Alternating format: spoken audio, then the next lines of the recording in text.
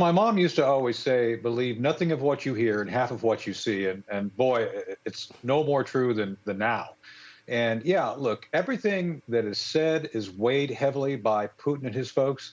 Zelensky and his folks have been doing a masterful job at this too. Remember, Grant, Ukraine and Russia are cut out of the same cloth. The same basic mentality exists in both governments. And you're going to see what benefits them. You're going to see what they want you to not see diminished. And in this case, I think Putin gains both a psychological edge by the fact he caught this plant and, oh my goodness, the boogeyman of nuclear issues comes up regarding the imagination. So that's a win for him. And to your point, more importantly, he controls the power and can shut it off. I do believe Putin will continue to push forward. According to him, I believe this is a true statement. The current plan that they executed is on schedule. I do believe that. And while I do believe the Ukrainians have put up a valid and very vigorous defense, they continue to do that. Putin's on his game plan, and both sides are using any information they can to try to leverage any advantage they can muster.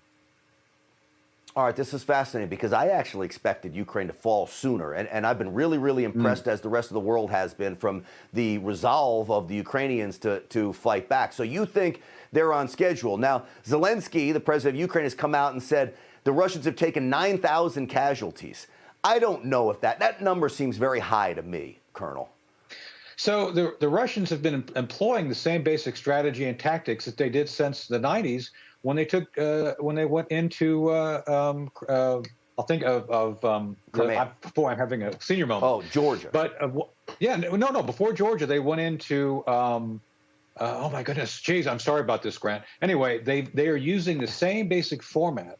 And remember, they always lead with their worst forces. They're cannon fodder, literally. So you push out there the conscripts, you push out there your old technology, and you see what happens. That's phase one. They did that. They minimized the exposure to their first-tier units, and I think they've been doing what they do best, is a deliberate, very much wearing down their adversary. And yes, they're taking casualties, but Grant, I mean, they would take tens of thousands of casualties in every conflict they've had going back to World War II. So this is nothing new. What I think we have to pay attention to is where it goes elsewhere. For example, I've been saying we need to understand that we've been falling into this idea that this is unthinkable. A number of folks have said, oh, Putin didn't need to do this. Putin did need to do this in his world. And one of the things we're not paying attention to regarding nuclear is his threat of nuclear weapons. Let me throw something out there. It's a wild card. What if he decides to use a tactical nuke in Ukraine just to see what happens? What are we going to do? So this is what I'm saying. It's like we have to pay attention to what he says, how he says it, and what his intentions are, more importantly than what the Western press keeps projecting about Ukraine standing strong. They are standing strong, but it may not matter much regarding Putin's plan. You know, Colonel, real quick, your response. My assumption is, looking at the Biden administration, he uses a tactical nuke inside Ukraine. I don't think the Biden administration or NATO does anything about it. Now, if he does that to a NATO ally, I think it's a very different story. Real quick, in 10 or 15 seconds, where do you stand? By the way, I was thinking of Chechnya back in the 90s, Chechnya and Han, Georgia. So anyway, sorry about that. But no, that's the issue. NATO, Blinken said yesterday, NATO's ready. NATO's not ready.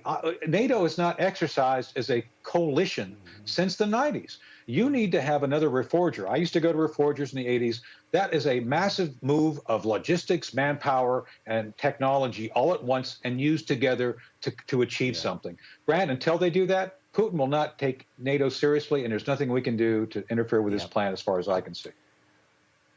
Sadly, I agree with you on this, Lieutenant Colonel Tony Shaffer. As always, it's great having you on the program. Your insights spectacular. As always. I appreciate you, buddy. Thank you. You got it. Have a good weekend.